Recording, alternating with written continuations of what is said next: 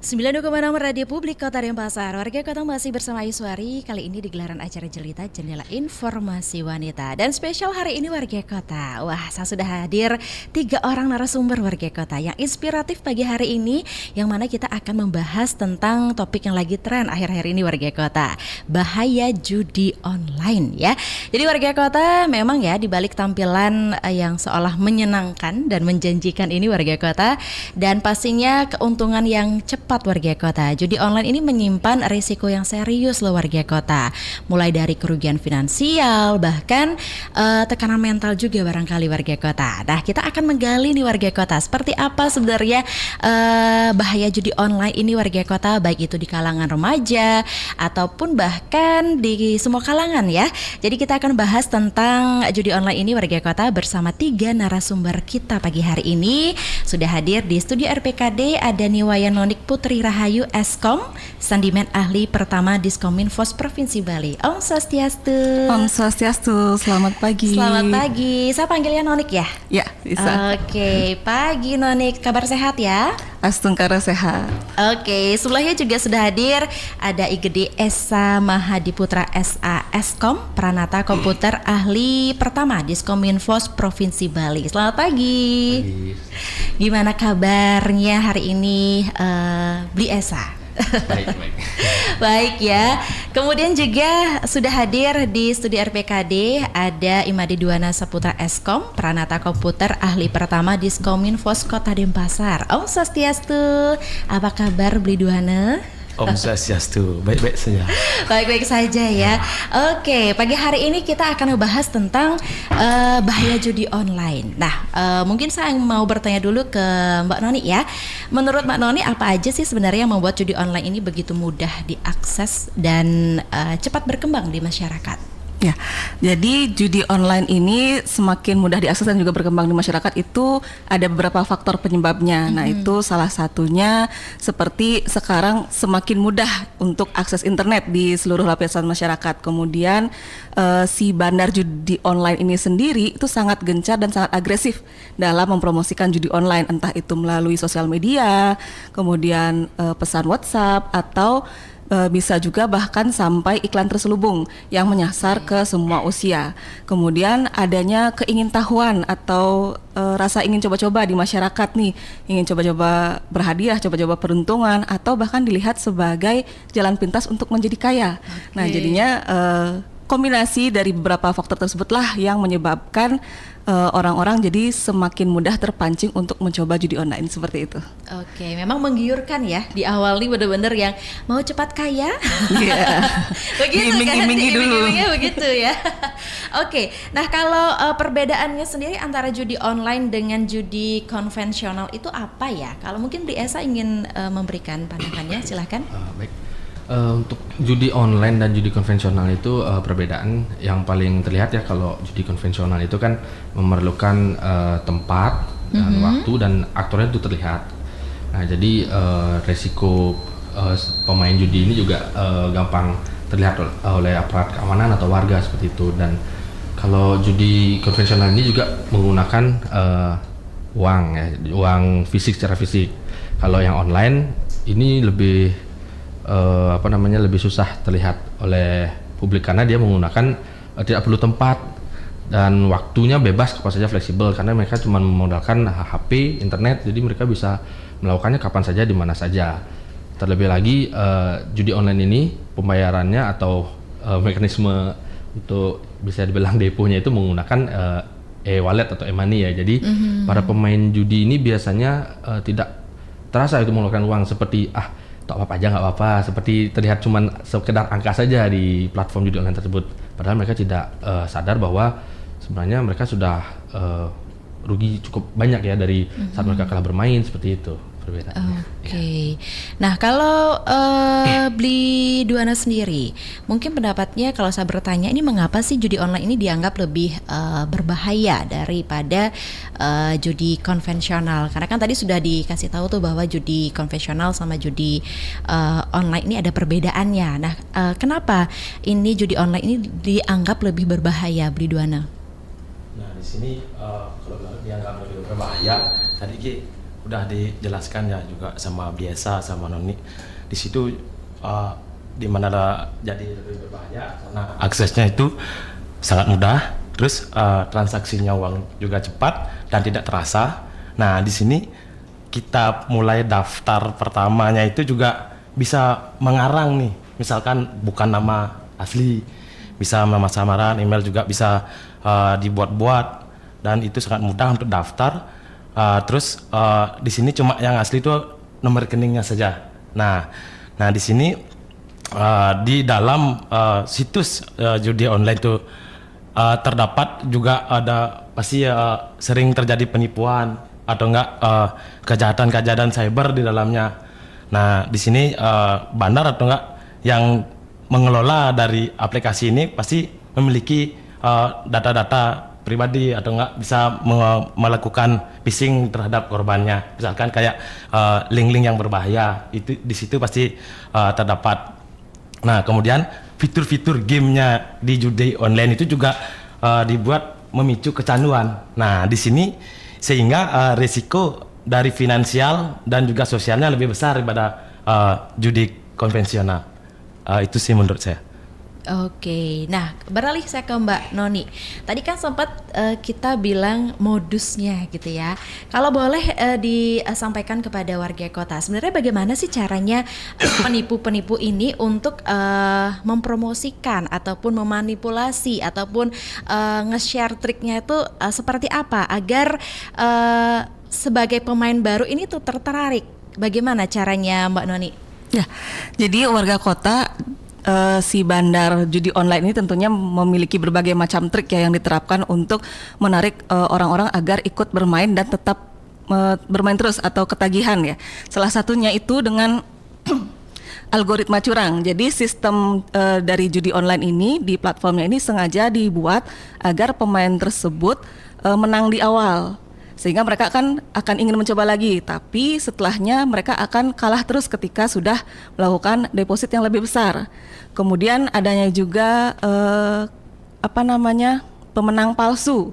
Nah, jadi ada bot itu yang dibuat khusus untuk membuat testimoni, kemudian komentar atau notifikasi pemenang palsu sehingga memancing orang-orang untuk ikut bermain karena melihat oh banyak kok yang menang, berarti mudah nih menang judi online-nya. Kemudian daripada itu ketika misalkan pemain itu sudah menang, withdrawnya itu dipersulit, tiba-tiba penarikan dananya ditunda atau misalkan ditolak penarikan dananya atau akunnya tiba-tiba diblokir. Nah, kemudian ada juga bonus dan cashback bohongan. Jadi orang-orang diiming-imingi bonus dan cashback, namun dengan syarat untuk pemenuhan cashback tersebut yang mustahil sehingga sulit untuk dicairkan. Kemudian juga judi online ini tidak hanya menyasar orang-orang dengan modal yang besar, tapi juga orang-orang yang tidak mempunyai modal atau modalnya kecil gitu kan. Jadi depositnya itu tidak harus besar, bisa menggunakan deposit yang kecil. Jadi orang-orang akan tertarik untuk mencoba karena merasa lebih aman ya. Oh kecil, nggak apa-apa lah kehilangan kecil gitu misalkan. Kemudian juga ada manipulasi seperti yang sempat diinformasikan tadi oleh Duana ya, efek visualnya, entah tampilannya, oh hampir menang gitu. Jadi orang-orang tersebut merasa oh saya coba lagi nih, ini kan hampir menang nih seperti itu. Jadi seperti itu. Oke, saya tertarik dengan yang menang di awal itu. Kenapa sih permainan judi online ini terlihat mudah menang di awal tuh? Kenapa Kak Noni? Ya karena emang dirancangnya seperti itu. Okay. Jadi kan kalau kita ibaratkanlah kita main game ya, kita menang di awal kan, oh pengen main terus. Kalau misalkan di awal kita ikut langsung dibuat kalah kan, kita jadi cenderung oh ini ikut dikit aja kalah, nggak usah dah coba lagi, ntar kalah lagi gitu. Okay. Jadi dibuat semacam untuk membuat kita ketagihan gitu. Jadi dibuat kita menang dulu. Oke. Jadi karena kita dibuat menang dulu, terus kayak jadi timbul kecanduan Iya, gitu ya. kecanduan. Nah sebenarnya kalau dari sisi sudut pandangnya Mbak Oni sendiri, sebenarnya apa aja sih tanda-tanda awal gitu ya seseorang pemain baru gitu ya yang sudah ada ciri-ciri bahwa dia tuh sudah kecanduan judi online? Ya. Apa ciri-cirinya? Ciri-cirinya biasanya orangnya itu mudah gelisah ya. Waduh. Dia sudah kecanduan kan ya. Jadi mudah gelisah, kalau nggak main gelisah gitu. Siapa tahu menang nih, tadi kalah, coba terus deh sampai Oke. menang gitu. Jadi gelisah terus. Kemudian pola tidurnya mungkin jadi nggak teratur, yang biasanya tidur 8 jam sehari. Nah sekarang begadang nih terus mantengin judi online-nya, siapa tahu menang nih gitu kan. Kemudian orang-orang tersebut cenderung emosinya jadi kurang stabil ya, jadi cepat marah, kadang ditanya hal biasa saja jadi marah gitu. Kemudian kadang hubungan dengan keluarga itu jadi kurang kondusif gitu ya, misalkan bisa terjadi konflik di keluarga. Nah kemudian kalau orang-orang yang sudah kecanduan ini kan biasanya modalnya itu kan sudah berkurang gitu ya. Jadi bisa saja ujung-ujungnya itu terjerat dengan pinjaman online. Dari awalnya judi online terjerat kemudian pinjaman online yang ilegal misalkan seperti itu, karena mudah dicairkan kan kalau yang ilegal itu. Nah, kalau pinjaman online yang ilegal biasanya kan ada jaminan nih, siapa yang dijadikan kontak jaminan kalau orang ini tidak melunasi tepat waktu, pasti orang yang dijadikan jaminan itu yang akan dihubungi. Betul. Nah, otomatis orang tersebut kan akan terganggu juga. Jadi tidak hanya berdampak ke si individu yang bermain judi online ini, tapi ke lingkungan sekitar dan orang-orang yang dikenal seperti itu. Betul, berarti memang secara finansial kena, secara psikologis juga kena, sosial juga kena Iya. gitu ya. Oke, nanti kita tanya lagi sama Mbak Noni ya. Sekarang saya mau beralih ke Bli Esa. Siapa aja sih sebenarnya Bli Esa yang rentan sekali menjadi target sasaran judi online nih Bli Esa? Sebenarnya yang sasaran rentan yang terkena judi online itu yang sekarang tuh banyaknya di anak-anak muda ya. Anak-anak muda terutama di usia SMA maupun kuliah, karena mereka itu gampang sekali tertarik ingin Cepat kaya? cepat kaya, uang cepat nih, uang gampang nih gitu. Jadi contohnya mungkin anak-anak kuliah itu kan merasa sisa duit bekal lagi dikit nih, mungkin bisa lah kita kita coba ikut-ikut judi, siapa tahu tambah banyak ya, ternyata kan rugi seperti itu. Berikutnya ada pegawai harian atau pegawai tidak tetap ya, karena mungkin mereka merasa penghasilan kurang cukup, jadi mereka mencoba-coba dengan judi online, siapa tahu bisa menambah penghasilan mereka. Padahal sebenarnya judi online itu bukan jalan pintas untuk menjadi cepat kaya, malah sebaliknya itu bisa menjaga kita menjadi finansial kita jadi lebih krisis jadinya seperti itu. Yang terakhir orang yang sedang mengalami krisis finansial atau terbelit utang, jadi mungkin mereka ingin jalan pintas juga, saya cepat untuk mendapatkan uang yang besar untuk melunasi utang, sehingga mereka mengambil jalan untuk mencoba judi online. Padahal yang dengan mengikuti judi online tersebut bukannya utangnya terlunasi, malah menambah hutang, karena kan mereka sekarang sudah punya utang, namun mereka tidak ada modal untuk melakukan judi online, jadi mereka meminjam uang lagi, dan ternyata mereka tidak sesuai harapan. Mengikuti judi online tersebut malah gagal, kalah lagi, malah nambah hutang lagi seperti itu. Jadi, mau bukannya untung malah buntung gitu iya, ya. betul. Iya. Oke, nah kalau menyambung tadi Kak Noni, kita ngebahas tentang sisi psikologisnya. Barangkali Bli Esa ada yang mau ditambahkan terkait dengan bagaimana sebenarnya mekanisme psikologis seseorang sebagai pemain, apa istilahnya, pemain awal gitu? Ya mungkin. Oke. Ya mungkin pemain baru ya. Pemain baru ya, gitu ya, yang betul. sudah mulai kecanduan nih Iya. akan judi online. Bagaimana sebenarnya mekanisme psikologis yang dipermainkan oleh bandar ini Bli Esa? Ya, pada dasarnya kan setiap orang suka dengan harapan akan menang ya. Ya, jadi seperti yang dijelaskan oleh Bli Duana dan Mbak Noni tadi, bahwa biasanya platform judi online ini mengiming-imingi bahwa pemain ini sedikit lagi akan menang seperti itu. Jadi pemain ini merasa ada harapan nih, sedikit lagi saya akan menang. Jadi itu mempengaruhi psikologis mereka bahwa sedikit lagi saya akan menang nih, dikit lagi saya top up lagi, main lagi. Padahal sebenarnya game judi online ini kan istilahnya itu ada bandarnya ya, itu bisa di setting sedemikian rupa apakah si pemain ini bisa menang atau kalah seperti itu. Nah di sanalah si bandar ini memanfaatkan efek psikologis pemain tersebut dengan harapan si pemain ini bisa menang seperti itu. Oke, ini menarik juga ya. Karena selain itu juga barangkali Bli Duana juga mau memberikan tanggapan. Kalau tadi kan sudah disampaikan sama Bli Esa, yang rentan itu adalah anak-anak muda, anak-anak kuliahan gitu ya, let's say kayak SMA gitu, juga. SMA juga ya, yang diiming-imingi oleh ketertarikan bahwa ini tuh mudah, cepat kaya. Siapa sih nggak mau kaya gitu kan? Nah, kalau dari sudut pandang Bli Duana, mengapa sih remaja ini menjadi ataupun anak muda ini menjadi kelompok yang lebih rentan terpapar judi online, Bli Duana? Kalau anak muda atau remaja itu ya, itu kan gininya masih rasa ingin tahunya masih tinggi tuh. Terus pengenalan dirinya masih kurang matang juga. Nah, di sini sasarannya memang paling kena tuh di remaja dan anak-anak. Nah, di situ dan di mana juga remaja dan anak-anak itu lebih sering dan intens melihat gadget, sosial media. Nah, di sana kan juga ada iklan-iklan yang muncul dari judi online. Nah, mungkin dari lingkungan juga, nah dari gara-gara dihasut sedikit teman-temannya, wah ini bikin kaya nih cepet, ayolah, apalagi orang tuanya punya misalkan itu kan kayak, wah 100.000 nggak bakalan bikin kamu miskin gitu misalkan, ya ayolah main 100.000 saja, itu mungkin itu influencer ya mungkin yang sudah terjun dan tahu bagaimana metode-metodenya.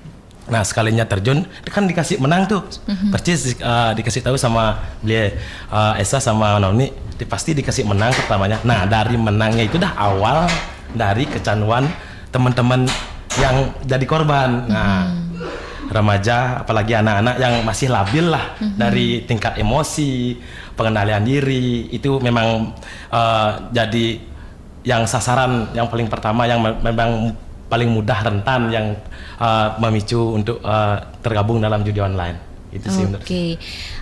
Lantas bagaimana dan mengapa banyak sekali pemain-pemain judi online ini tuh tertipu dan nggak pernah yang namanya menerima kemenangan yang dijanjikan itu, Bli Duana?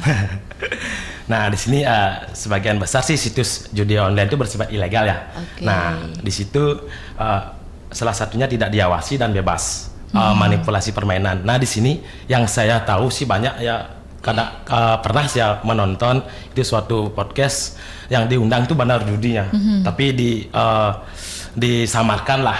Nah, di situ metode atau gininya itu algoritma dari aplikasi judi online itu memang defaultnya itu bikin orang kalah. Defaultnya. Tapi kalau settingannya misalkan saya ada orang ini dengan ID ini bikin dia dapat kemenangan sekali misalkan berapa ratus ribu, baru itu disetting. Kalau nggak disetting, defaultnya bakalan kalah terus gitu. Nah, itulah pemicunya untuk orang atau korban yang masa kemarin menang sekarang nggak menang lagi, coba lagi deh. Kalau udah kalah pasti kan penasaran jadinya. Harus balik nih, pasti balik nih gininya modal. Itu sih menurut saya. Nah, tadi juga Bli Duana sempat nyerempet tentang sosial media barangkali ya. Jadi sejauh ini menurut Bli Duana sebenarnya peran media sosial ataupun iklan terselubung bahkan gitu ya. Ini iklan-iklan terselubung ataupun peran media sosial ini seberapa sih, sejauh mana perannya ini untuk menyebarkan judi online kepada generasi muda saat ini, Bli Duana? Saya kasih contoh nggak ya ke media sosial lah. Cuma contoh lazimnya, misalkan ada orang anak muda atau siapapun itu di kalangannya, kalau mau menonton gratis, pernah kan men-search misalkan kayak web platform yang cara kayak apa ya namanya, idlix misalkan, kayak yang ilegal lah, link-link ilegal, misal menonton gratis seperti Netflix segala macam, tapi Netflix kan berbayar, nggak mungkin ada iklan seperti itu. Yang web seperti itu pasti sekelilingnya kalau itu banyak iklan-iklan judi online. Nah, di situ mungkin ini yang dibilang kemarin teman-teman yang coba ya di sini nih, mungkin dari hasratnya itu bisa terklik lah iklannya tersebut. Oke. Nah, kalau apa namanya, kalau saya tanya lagi, kan banyak itu pejudi online barangkali sudah pernah menang gitu ya. Terus kenapa tiba-tiba tuh berhenti? Nah, kalau berhenti mungkin memang dari finansial atau enggak sosial itu udah terlanjur, memang tidak bisa diupayakan lagi. Oke. Iya. Oke.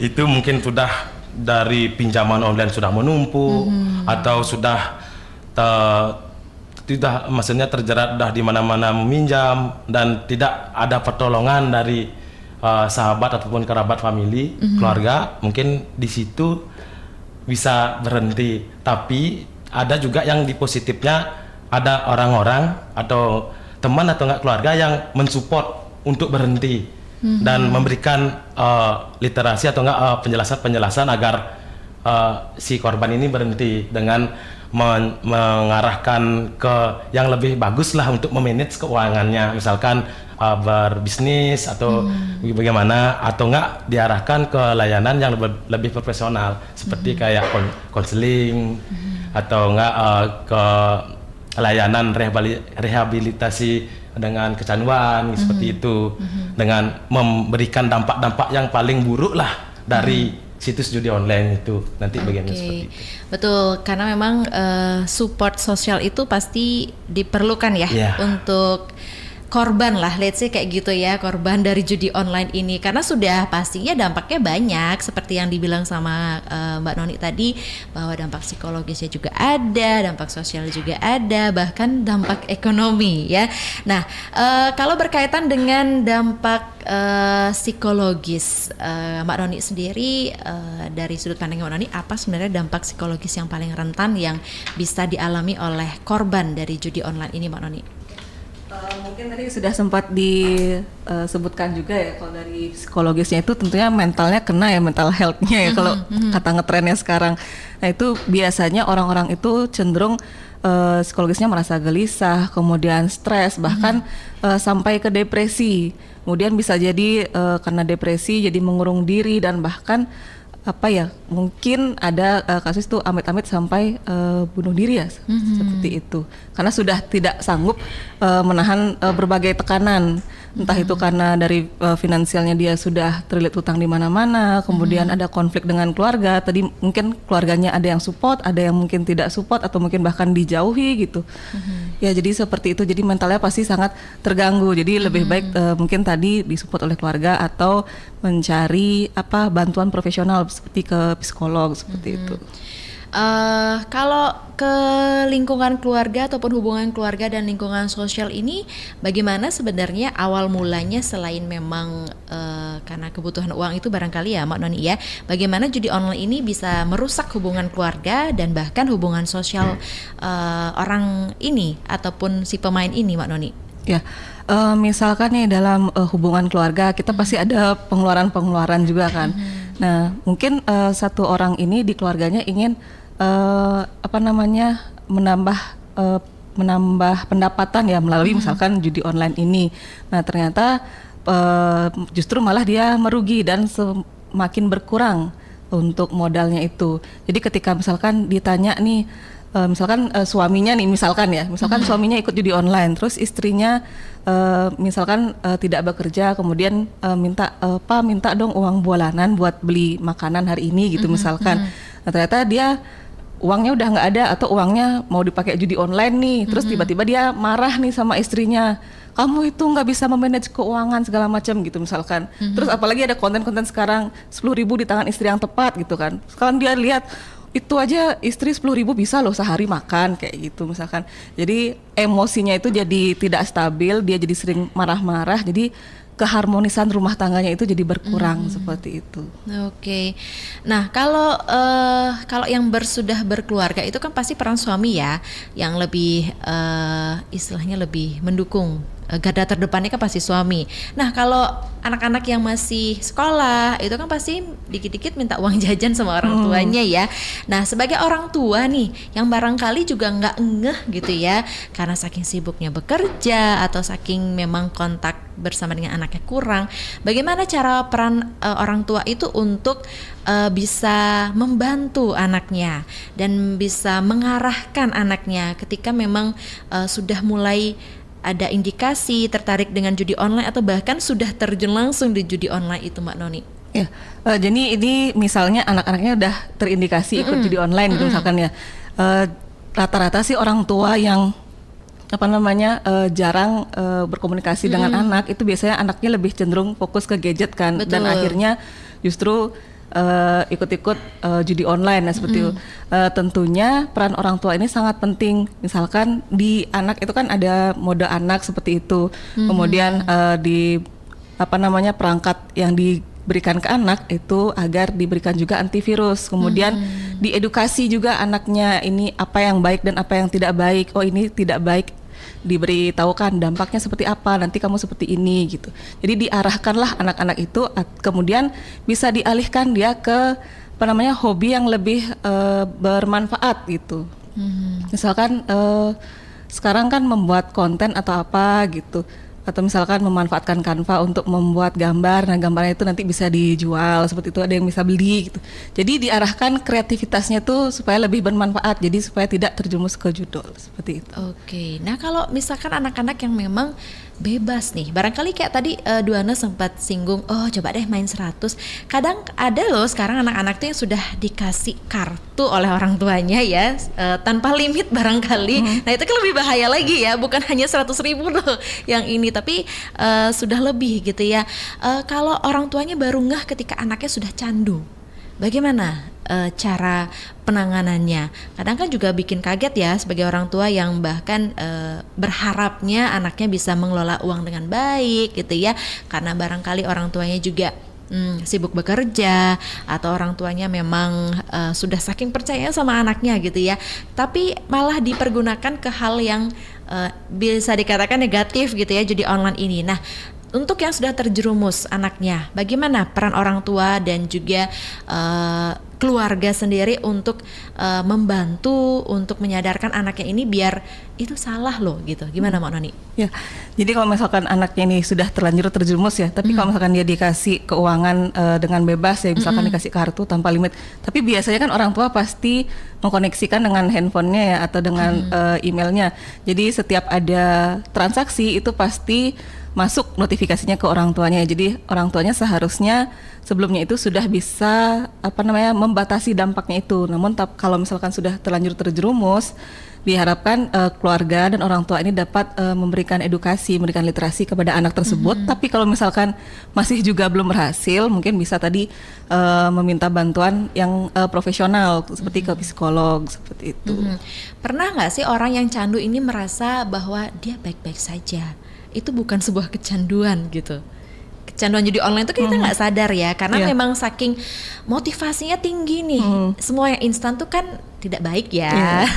Nah kadang-kadang kalau yang saking pengennya banget, kadang-kadang kan anak-anak itu ada yang tipenya diremehkan, tidak ingin diremehkan oleh orang tua, bahwa ingin menunjukkan saya itu bisa loh menghasilkan gitu kan. Nah gimana caranya menyadarkan si anak ini bahwa hal itu tuh apa istilahnya, salah atau melanggar peraturan dan lain sebagainya, Mbak Noni? Jadi anak-anak ini biarpun masih anak-anak, mereka tentunya masih punya pride ya, harga diri ya, tidak mau diinjak-injak, membuktikan diri, terus merasa baik-baik saja, saya nggak kecanduan. Betul, kok, kan itu saya masih susah batas menyadari. normal ya, karena dia nggak sadar bahwa sudah kecanduan.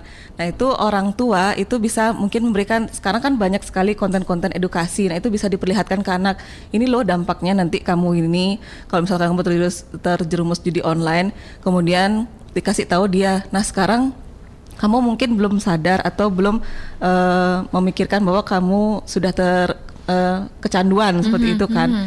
Mungkin ditanya, coba sekarang kamu sudah kehilangan berapa, sudah dapat menang berapa, kayak gitu kan. Misalnya ditanya baik-baik, gimana dia sekarang gitu. Jangan langsung dijudge kamu udah kecanduan. Nah kalau misalkan sudah ditanya nih, sudah kamu ikut berapa kali, terus setiap hari kamu terganggu tidak belajarnya, terus pola tidur kamu terganggu nggak, terus apa namanya, uang jajan kamu yang seharusnya cukup dikasih sebulan sekarang jadi nggak cukup seperti itu. Nah nanti dikasih tahu, nah kamu kan ini sudah terganggu, sudah nggak cukup uang bulanannya. Nah itu kamu sudah mulai kecanduan namanya. Yuk kita perbaiki, kita alihkan ke apa namanya aktivitas yang lebih bermanfaat seperti itu. Oke, baik. Terima kasih Mbak Noni. Saya beralih ke Bli Esa. Ibarat kata ini judi online itu kayak candu alkohol gitu ya. Kadang kalau sudah kecanduan ini susah ya nggak? Benar nggak Bli Esa? Betul. Nah kalau dari sisi sekolah, sisi kampus barangkali, bagaimana sih caranya mereka untuk membantu untuk meningkatkan kesadaran mahasiswa-mahasiswinya, barangkali anak-anak didiknya untuk akan bahayanya dari judi online ini, Bli Esa? Kalau dari di lingkungan sekolah maupun kampus, mungkin pihak kampusnya bisa lebih gencar mengadakan seperti literasi tentang dampak dan bahaya dari judi online tersebut. Karena seperti yang kita ketahui sendiri, anak muda zaman sekarang memang bisa dibilang susah tanpa gadget seperti itu. Jadi yang sudah dibilang sama Bli Duana dan Mbak Nuni juga, bahwa promosi judi online ini memang gencar sekali dilakukan melalui media sosial. Anak muda ini juga pasti sangat aktif sekali media sosial. Jadi pihak kampus maupun sekolah bisa memberikan literasi terkait edukasi bahwa bahaya dan dampak buruk dari judi online tersebut, sehingga mahasiswa maupun anak-anak sekolah itu tersadar bahwa dengan judi online ini itu bisa merusak masa depan kita, baik dari segi finansial, segi sosial juga, dan materi seperti itu. Kalau gambarannya sendiri dari Bli Esa, barangkali mungkin bisa disampaikan kepada warga kota. Langkah pertama, apa yang harus dilakukan seseorang ketika ingin berhenti dari kecanduan judi online ini? Sebenarnya langkahnya tuh sederhana tapi memang sulit ya. Yaitu niat dulu, harus ada niat. Niat pastinya. dulu. Karena kalau nggak ada niat percuma juga, maupun bagaimanapun juga orang-orang membujuk untuk ikut berhenti meskipun dibawa ke psikolog, tapi memang tidak ada niat untuk berhenti dari si pemain judi online ini juga susah. Berikutnya kalau memang pemain judi online ini ingin berhenti, dia bisa menghapus aplikasi atau memblokir situs-situs judi online tersebut maupun aplikasi sejenis yang ada taruhan seperti itu, ada taruhannya, itu bisa dihapus atau dihindari.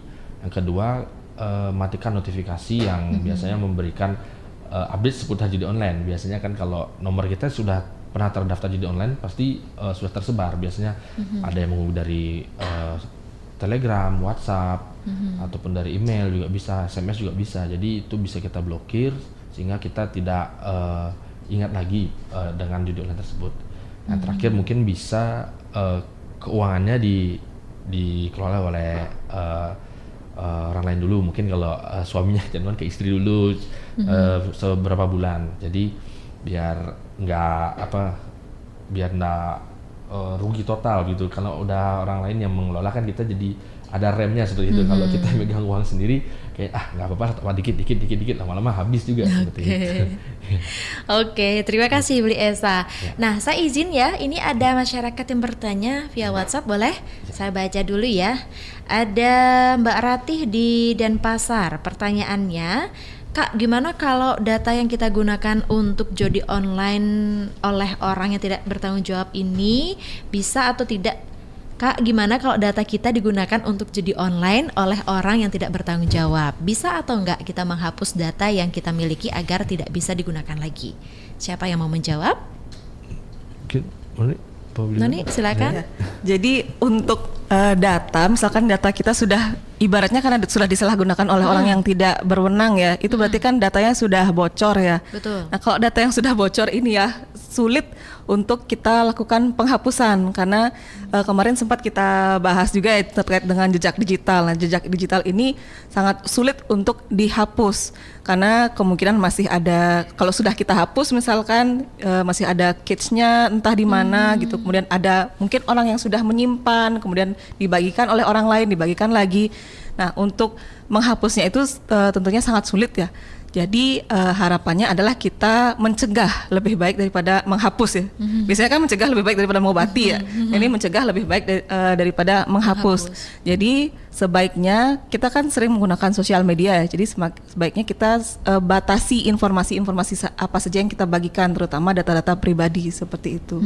Tapi kalau misalkan kita mau mengecek data kita apa saja yang bocor, itu kita bisa, salah satunya bisa melalui website Have I Been Found atau periksadata.com. Nanti kita tinggal masukkan alamat email kita, nanti akun-akun kita yang terhubung dengan alamat email kita itu akan dicek di database-nya, pernahkah bocor akun ini. Nanti akan terlihat nih, misalkan bocor di situs apa saja, kemudian data apa saja yang bocor. Misalkan kalau data password itu yang bocor, nah kita segeralah ubah semua password dari akun kita seperti itu. Jadi lebih baik dicegah daripada dihapus karena kalau sudah terlanjur tersebar itu sulit dihapus. Oke, siap. Berarti lebih baik mencegah daripada dihapus. Oke, terima kasih Mbak Nani. Dan sekarang ada Gus Anom. Wah, ini bagus juga pertanyaannya ya. Dari Denpasar, kami banyak mendapatkan penawaran link judi online yang tersebar lewat WhatsApp dan media sosial. Bagaimana masyarakat bisa memverifikasi dan melaporkan link berbahaya tersebut? Siapa mau jawab? Duana, Esa, atau Nani? Silahkan. Mungkin nanti ditambahkan sama rekan-rekan yang lain ya. Silakan. Kalau misalkan Kemenkomdigi itu punya situs aduan konten ID. Jadi di sana kita, kalau misalkan kita melihat ada konten-konten yang tidak seharusnya seperti judi online salah satunya, itu kita bisa laporkan. Kemudian kita juga bisa melakukan pengecekan rekening dan juga nomor telepon di websitenya Komdigi. Itu saya lupa ya, nanti coba saya cari dulu itu linknya, nanti cek rekening atau cek nomor gitu. Pokoknya kita bisa mengecek itu nomornya itu terindikasi penipuankah, kemudian rekeningnya itu terindikasi penipuan atau tidak, seperti itu. Jadi bisa dicek, mungkin bisa ditambahkan oleh rekan-rekan sambil saya cari linknya dulu ya. Ada yang mau nambahkan barangkali? Mungkin dari saya, Mbak, ya, kalau biasanya kalau dari WhatsApp itu pasti ngirim berita-berita update tentang judi online itu bisa kita verifikasi apakah nomor ini indikasi penipuan atau tidak. Yang paling gampang bisa kita lakukan kalau di HP itu kan biasanya ada get kontak, itu kita bisa cek itu di sana dulu apakah nomor ini termasuk ke spam atau nomor berbahaya seperti itu. Kalau memang terindikasi kita bisa lakukan blokir seperti itu. Kalau rekening seperti yang dibilang Mononi tadi, mungkin ada websitenya di cekrekening.com, kita bisa tahu apakah rekening tersebut pernah dilakukan untuk melakukan penipuan atau tidak, seperti itu. Izin, jadi tadi untuk pengecekan nomor bisa di aduanomor.id. Jadi kita bisa cek nomor tersebut apakah dia terindikasi dengan penipuan, seperti itu. Nomor.id. Oke, nah jadi Gus Anom sudah terjawab ya pertanyaannya tadi. Ini lumayan banyak loh yang bertanya ya, dan berarti topik ini membuat anak muda barangkali ini yang bertanya. Yang boleh saya lanjut lagi ya. Kemudian ada Yusuf di Denpasar. Bagaimana cara mendeteksi bahwa HP kita ini sudah pernah disusupi malware akibat mengunduh aplikasi judi online palsu yang tersebar lewat iklan? Bagaimana caranya? Bagaimana? Jadi untuk mengecek ya apakah perangkat kita ini pernah terinfeksi malware akibat mengunduh iklan-iklan atau APK berbahaya gitu misalkan. Nah jadi kita kenali dulu gejala-gejalanya. Nah biasanya kalau di perangkat kita kita diemin kan, harusnya kan dia baik-baik aja ya, tapi ini tiba-tiba perangkatnya panas gitu kan. Berarti kan ada sesuatu proses yang terjadi di perangkat kita tersebut. Kemudian yang biasanya mungkin data kita 20 giga cukup nih sebulan, tapi tiba-tiba nggak cukup padahal pemakaian kita masih sewajarnya seperti biasa. Nah, itu kemungkinan ada disusupi malware, karena malware ini kan biasanya dia akan mengirimkan data dan informasi dari perangkat ini ke si penyerang ini kan, misalkan si hacker. Jadi kan pasti ada pertukaran data yang mengakibatkan terkurasnya kuota kita. Nah, kemudian perangkatnya kita jadi lambat seperti itu. Jadinya untuk mengeceknya itu sebaiknya yang paling aman ya itu kita lakukan reset factory perangkatnya. Jadi semua datanya hilang. Nah, itulah sebaiknya kita sudah mempunyai backup data kita terlebih dahulu. Jadi sebaiknya kita reset factory, kemudian atau kalau misalkan mau itu bisa diinstalkan antivirus dulu, kita scan dulu, nanti biar antivirusnya mengecek apakah ada malware nih di perangkat kita. Tapi memang lebih amannya itu di reset factory. Tapi kita ingat backup dulu datanya. Kemudian kalau misalkan kita curiga nih password kita sudah bocor, jangan ganti passwordnya di perangkatnya tersebut, gantilah di perangkat lain yang lebih aman, yang sudah terpasang antivirus gitu misalkan. Seperti itu. Kemudian kalau misalkan kita perlu untuk melakukan komunikasi nih, SIM cardnya itu kita cabut dulu. Kita pasanglah di perangkat yang lain sambil kita perbaiki nih perangkatnya, kita reset factory dan segala macam. Oh, oke. Mungkin ada tambahan dari rekan-rekan. Silakan, ada yang mau menambahkan? Sudah cukup. Oke. Izin lagi, ada yang bertanya, Arimbawa di mana ini datanya tidak ada Arimbawa ya. Belakangan muncul laporan bahwa data pribadi beberapa digunakan untuk membuat akun judi online tanpa sepengetahuan mereka. Bagaimana langkah Kominfo Bali dan Kominfo Denpasar memastikan bahwa keamanan data warga agar tidak disalahgunakan untuk aktivitas ilegal seperti ini? Baik, mungkin dari Diskominfo Provinsi Bali dulu nih. Kalau dari Diskominfo Provinsi Bali itu kami tentunya aktif melakukan patroli ya, monitoring apakah terdapat misalkan sisipan situs judi gitu di website milik Pemprov Bali, di aset Pemprov Bali. Kemudian apakah terdapat data pribadi yang ditampilkan di website Pemprov Bali, itu kami aktif melakukan pengecekan. Nah, jika ditemukan datanya, misalkan kalau situs judi itu akan langsung di take down, atau konten-konten yang tidak seharusnya itu akan langsung di take down. Kemudian kalau misalkan terdapat misalkan data-data pribadi di website pemerintah, itu kita akan melakukan penghapusan terhadap konten tersebut. Atau mungkin misalkan nih sistemnya ada yang rentan gitu kan. Ternyata kalau dari segi klik-klik menu biasa itu tidak ada data pribadinya ya, tapi ternyata misalkan website tersebut rentan terhadap SQL injection misalkan salah satunya. Jadi bisa diserang nih servernya, bisa di-injection gitulah untuk mendapatkan data-data. Nah, itu kita juga melakukan namanya IT Security Assessment. Jadi pengecekan kerentanan terhadap aplikasi-aplikasi di Pemprov Bali, terutama sebelum rilis itu pasti kita melakukan yang namanya ITSA untuk mengecek kerentanan. Jadi supaya nanti data tersebut tidak bocor atau tidak ada kerentanan yang bisa dimanfaatkan oleh si hacker untuk mengambil datanya. Nah, selain kami pribadi, kami juga aktif mengajak publik ya, masyarakat publik.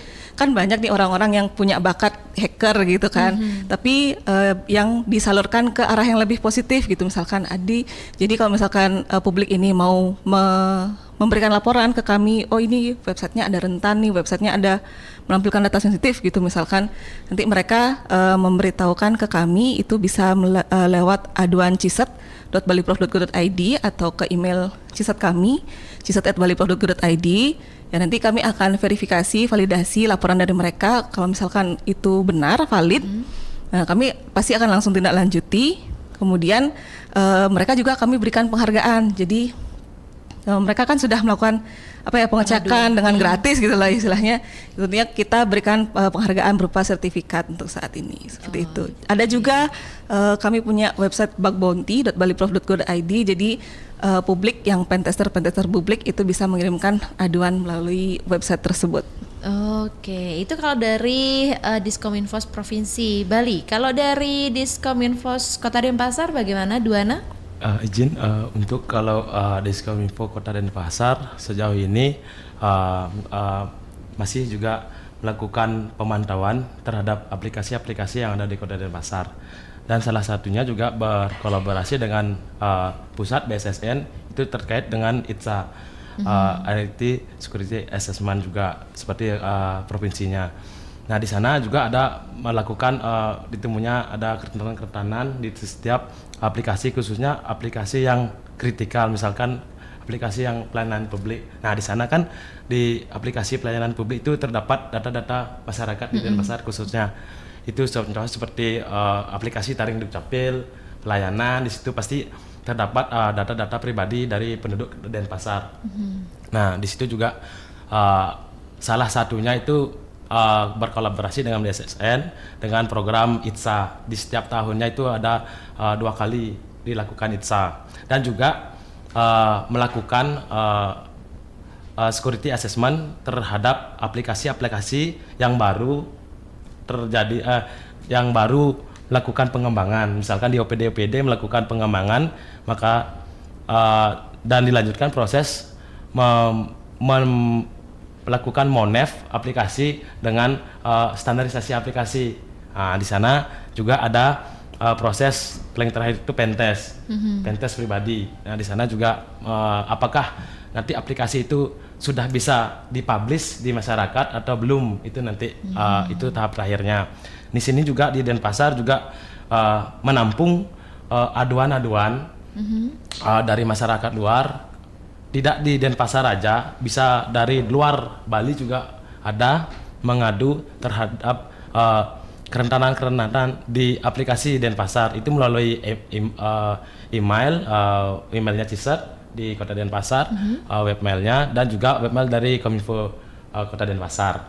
Nah, di sini juga dari pelapor atau pengadu itu yang menemukan kerentanan juga diberikan reward, seperti contohnya kayak sertifikat juga untuk penghargaan lah dari mereka menemukan celah-celah tersebut. Nah, dari situ kita bisa berbenah.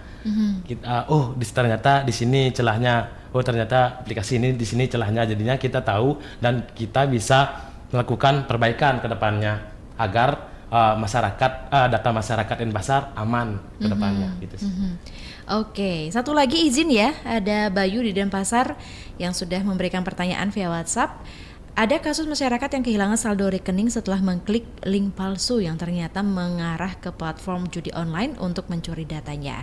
Apakah bisa berkoordinasi dengan pemerintah melalui Dinas Kominfos, dan bagaimana Kominfos menekan kejahatan cyber berbasis judi ini? Mungkin dari Kota Denpasar dulu. Kominfo Kota Denpasar, silahkan. Siap. Di sini Kota Denpasar sudah melakukan literasi ke masyarakat juga, khususnya dari media sosial. Kalau dari tatap muka juga udah pernah melakukan sosialisasi dengan guru-guru, dengan pegawai-pegawai di Kota Denpasar. Nah, di sana kalau dari Diskominfo Kota Denpasar itu sendiri hanya dengan melakukan literasi atau edukasi bagaimana sih potensi atau dampak yang kita terima jika melakukan atau bergabung dengan judi online. Dan untuk tindakannya kemarin juga kita berkolaborasi dengan aparat yang berwajib, itu seperti kepolisian. Nah, kepolisian yang memang khusus untuk di cyber. Nah, di sana nanti jika ada yang sudah menjadi korban misalkan penipuan online atau memang sudah terjerat di judi situs judi online, itu bisa mengadu langsung ke kepolisian yang berwajib, yang memang menangani dengan cyber. Di sana nanti akan ada tindakan dari tim cyber di kepolisian. Gitu sih. Berarti literasi ini menjadi benteng. Iya, gitu ya? benteng pertama. Oke, terima kasih Duana. Kalau dari Dinas Kominfos Provinsi bagaimana? Jadi kalau dari Diskominfos Provinsi kurang lebih sama seperti Diskominfo Kota Denpasar ya. Kita juga aktif melakukan literasi baik di media sosial, kemudian literasi secara langsung juga melalui workshop dan pelatihan. Kita juga memberikan simulasi. Kalau misalkan handphone kita infeksi oleh malware seperti apa, mekanismenya seperti apa, apa yang terjadi saat itu. Kemudian kalau misalkan ini kan misalkan saldo rekeningnya itu sudah terkuras ya karena klik link palsu. Nah itu ranahnya kan sudah terjadi suatu insiden ya. Nah, itu kalau misalkan mau dikonsultasikan ke Diskominfo, kami biasanya lebih mengarahkan untuk dilaporkan ke kepolisian ya. Kemudian kemarin juga di Diskominfo Kota Denpasar sempat melakukan literasi yang mengundang Ditres Siber Polda Bali juga ya. Nah di sana juga saya sempat menyimpan itu kontak hotline-nya dari Ditres Siber itu jika ingin konsultasi via WhatsApp. Nah jadi kalau misalkan masyarakat ingin konsultasi bisa di WhatsApp-nya mohon izin ya. 081 353 831 200 atau melalui media sosial lainnya Ditres Siber Polda Bali di Instagram @ditressiber.bali, S-nya 2. Jadi bisa dicari-cari mungkin informasi terkait dengan media sosial resminya Ditres Siber Polda Bali, jadi supaya lebih bisa dibantu ya. Soalnya kalau dari Diskominfo kita juga tidak mempunyai kewenangan untuk melakukan penyelidikan, pengecekan gitu kan. Jadi lebih berwenang di kepolisian dan juga di pihak banknya, di rekeningnya apa. Kemudian nanti juga orang yang menjadi korban ini agar dapat bekerja sama. Misalkan kalau misalkan ditanya apa saja yang sudah dilakukan agar diinfo dengan sejelas-jelasnya, jangan ada hal yang ditutup-tutupi. Jadi supaya penyidikan ini bisa berjalan dengan lancar seperti itu. Oke, betul. Terima kasih Mak Nani dan juga Duana atas tanggapannya, dan terima kasih juga untuk warga kota yang sudah memberikan pertanyaannya luar biasa pagi hari ini. Tapi apa daya, karena keterbatasan waktu kita pagi hari ini, barangkali sebelum kita pamit undur dari ruang dengar warga kota, barangkali dari Diskominfo Provinsi dan juga Diskominfo Kota Denpasar ada pesan dan juga harapan yang ingin disampaikan kepada masyarakat terkait topik kita pagi hari ini, bahaya judi online. Mungkin dari Diskominfo Provinsi dulu, silahkan. Ya.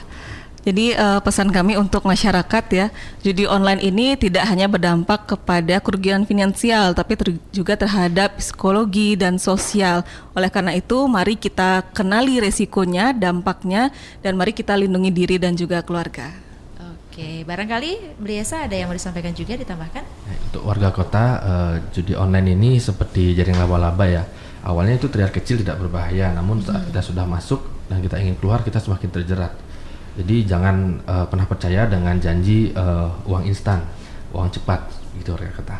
Oke, terima kasih. Dan terakhir, Beli Duana, silahkan. Warga kota ya dikasih kata-kata dah sedikit lah. Oke. Jauhi judi online sebelum hidupmu dijauhi oleh masa depanmu. Oke, Bijaklah di dunia digital, lindungilah dirimu sendiri dan orang yang kamu sayangi. Karena kemenangan sejati itu bukan dari taruhan, tetapi dari keputusan yang kamu ambil di setiap hari. Oke, terima kasih Beli Duana atas kata-katanya hari ini ya. Oke, warga kota, terima kasih banyak untuk atensi Anda di talk show pagi hari ini bersama dengan ketiga narasumber saya. Terima kasih juga untuk Mbak Nani, Bliasa, dan Beli Duana sudah sharing kepada warga kota semuanya. Semoga informasi yang sudah kita bahas kali ini bermanfaat ya. Dan warga kota, langsung aja dari kawasan Taman Kota Lumintang, lantai 1 Gedung Dharma Negara Alaya, saya Iswari dan juga ketiga narasumber saya pamit undur. Kami tutup dengan para mesanti. Om Santi, Santi, Santi Om.